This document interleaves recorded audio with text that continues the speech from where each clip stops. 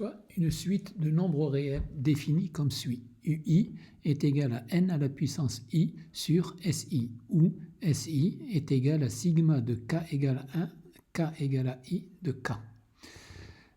C'est-à-dire que SI est tout simplement égal à la somme des k premiers nombres. On vous demande d'écrire un programme qui demande un nombre entier n, qu'on saisira au clavier, et qui calcule la somme sigma de i égale 1 à i égale à n des UI. On commence par inclure les bibliothèques dont on aurait besoin. Ici, stdio.h et math.h. Et puis éventuellement Conio en cas où on en aurait besoin.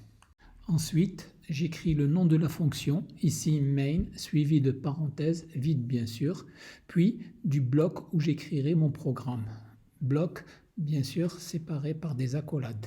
On commence comme d'habitude par déclarer les variables. Ici, 3 variables entières, n, i et k. Et puis, des variables doubles, s égale à 0, somme égale à 0 et u.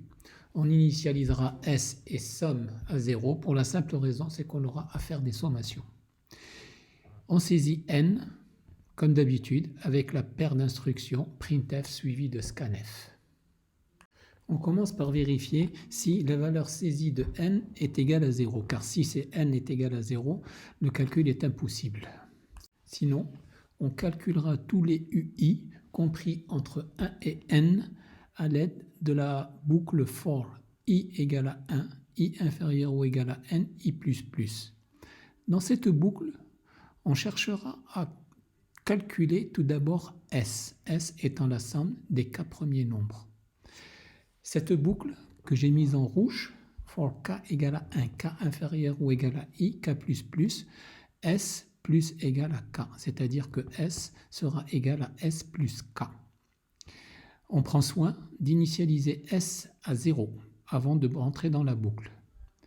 Il ne nous reste plus qu'à calculer ui qui sera égal à la fonction power ni divisé par s qui correspond tout simplement à n à la puissance i sur s. Il ne nous reste plus qu'à faire la somme. Somme est égal à somme plus u. Dernière partie de tout programme, l'affichage des résultats qui se traduit par l'instruction printf.